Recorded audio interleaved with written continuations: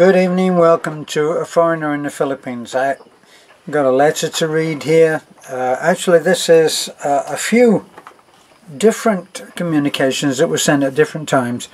And the reason that I'm reading from this one is because it kind of explains some of the difficulties that you may face as a foreigner coming here to the Philippines.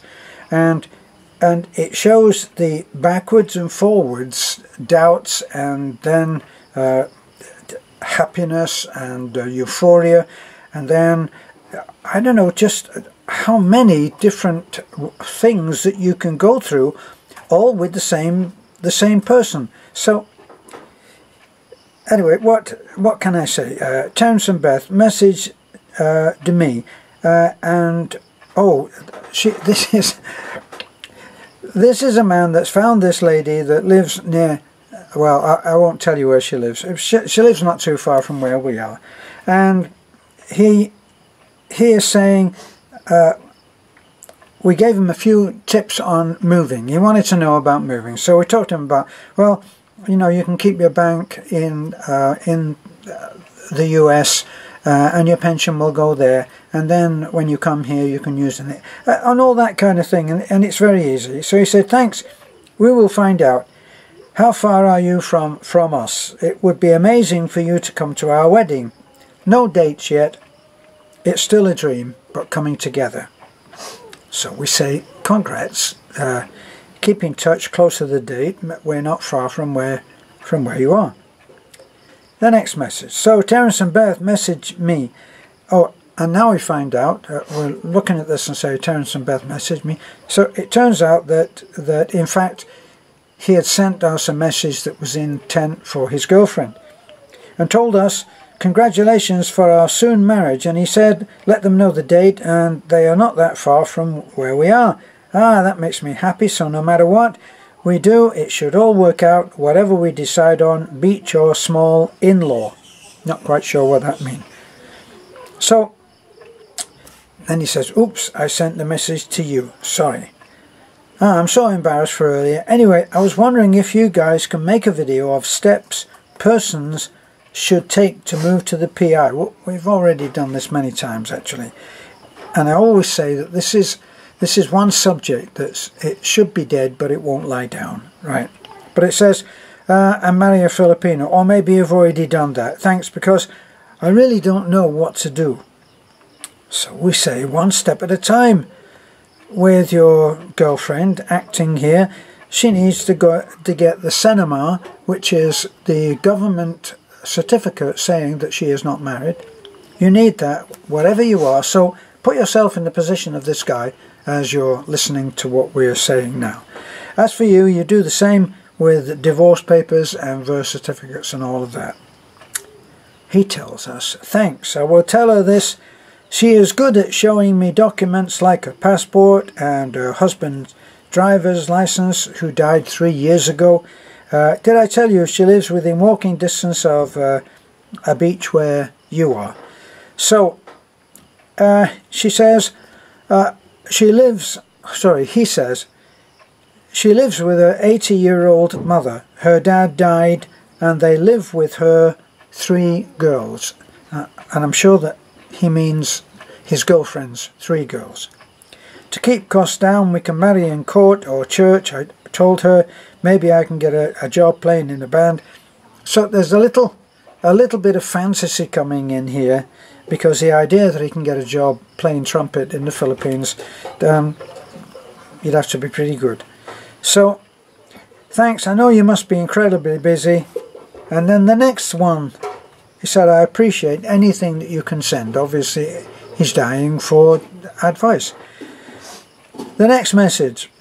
These 2 girls are really confusing me. Angelica and Lenny. I don't understand their intentions. Like cats on fire. That's the way they do it. Then he says, thanks bro, this is not easy. I just need a wife. Any ideas? It's a strange tale as it unfolds. Sorry for a few strange texts, he says, but I'm just trying to find honest wife potential. You got lucky, but what if mine... Now, here's the crux. What if mine ends up being a little crazy? With 3 kids already, could she steal my pension and get child support if we married and had another child with her? My family asks me this. Sorry to ask you. Hope you guys have a great Valentine's Day. Now, what you've got is you've got a long distance situation where doubts can creep in. Not creep in, the doubts will come in, galloping in, and you'll be run down in the rush. You can't go into a marriage contract with doubts like that, it doesn't seem to me. Now I'm sure that a lot of you sane thinking guys will probably be the same, and the ladies who would say, well, wow, it doesn't sound like something that I would be going into. So you got to take your choices back to the beginning and start to look at the circumstances. How did you meet? Does how you met gel with the, say, I don't know, say the idea of a virgin birth? Does it, if you found her walking on the street and then she says, well, I just decided now that maybe that's what I'm going to have to do. Does it really make any sense? As I said to him, this is not a reenactment of the movie Pretty Woman, in which, let's face it, a beautiful movie star plays the part of a sleazy prostitute, but one who was actually pure of heart and had never actually done anything. She'd just put the clothes on and nothing had ever happened, had it? Because it was Hollywood. And then this rich multi-millionaire comes along and she changes him for the best. And it all smacks of a slight air of unreality. So, are you heading for that and hoping that at the end of an hour and 40 minutes it will all have sorted itself out? It's not going to. You must surely enter into a relationship at least knowing that whatever little tantalizing doubts sort of wisp through your mind like little ghosts, that's all they are. But that actually the person that you're looking, male or female, the person that you're looking at being connected to, being joined to for life, is what they say they are. And that's the thing for me, is that things have to make sense. So that old thing of, if it smells wrong, if it looks wrong, if it smells wrong, if it feels wrong, and if it sounds wrong, it probably is wrong. And I'm paraphrasing a little there to suit my own ends. See, so you can't go into a marriage, you can't go into a relationship even, having those kind of doubts. There are sites on YouTube which go into absolute detail the kind of relationship that you're likely to have if you are trying to hook up with a charming narcissist. Now, a narcissist was derived from, I think, the Greek god who, wandering in a garden, looked into a pool and saw his own reflection and found that his reflection was so beautiful he fell in love with himself and could never find a partner that was equal to his own level of beauty. Unreal. Now that is actually a condition that is recognized by the medical profession, the psychiatric profession. A narcissist is actually a condition, and apparently it's incurable. Now, if you're trying to hook up with a narcissist, boy, you're in for a rough ride. They are charming, they can manipulate very, very well, and they're cold as ice. Now they can watch you be ruined and feel nothing. Their feelings are, they're not joined to any nerve ends. So they can watch you go down the tube. They can suck all the money out of you. They can suck all the love out of you. They can do all these things and feel nothing.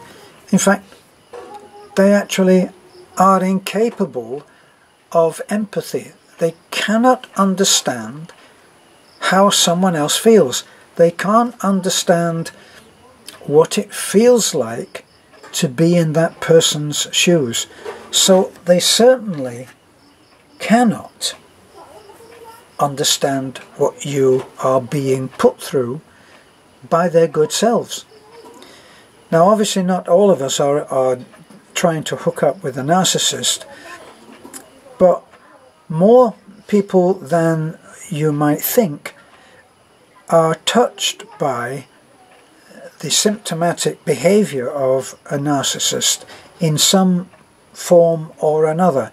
In fact, we're all capable of being narcissistic when it comes to failing to understand how somebody else feels, and because we can't understand or refuse to understand how somebody else feels, we do abominable things. We do things which are unforgivable, and we walk away, and karma takes a while to come round and smack us around the side of the head. So for this man, you cannot enter into a relationship with those kind of doubts. These are not just little wispy ghosts of doubts. These are monolithic obstacles for you ever to feel safe. And feeling safe is at least one major part of going into a relationship. You have to feel that that person would have your back, as the Americans would say. That you have to feel that in the bad times they will be there. Whereas someone with a strong narcissistic tendency or character, they will stay with you through thick and thick. In other words, for them there's no thin. As soon as any thin arrives, they're on the way out. But they will keep coming back. That's one little thing that you should know about anybody that's narcissistic. I'm not trying to get this off onto a whole subject talk about narcissism. I've suffered at that myself. I know other people who have suffered. It's horrendous. I had a long letter from someone who had suffered for years at the hands of someone who was narcissistic, actually bordering on being antisocial. Now, boy, if you're getting hooked up with someone who is antisocial, then you're in for a real rough ride. And this gentleman has actually said that he fears that, well, what happens if she's crazy? Now that would be a rough one, wouldn't it? Because if she's crazy, she could end up killing you. It's happened. She probably won't stick the knife in herself, but she would have somebody there who would do it for her. You need to have those basic parameters sorted out. You need to have trust. You need to believe that the other person loves you. You need to believe that.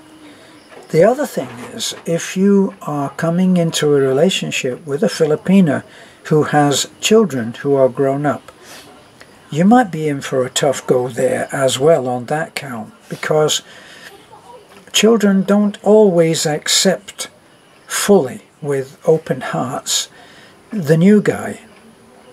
They don't always do it.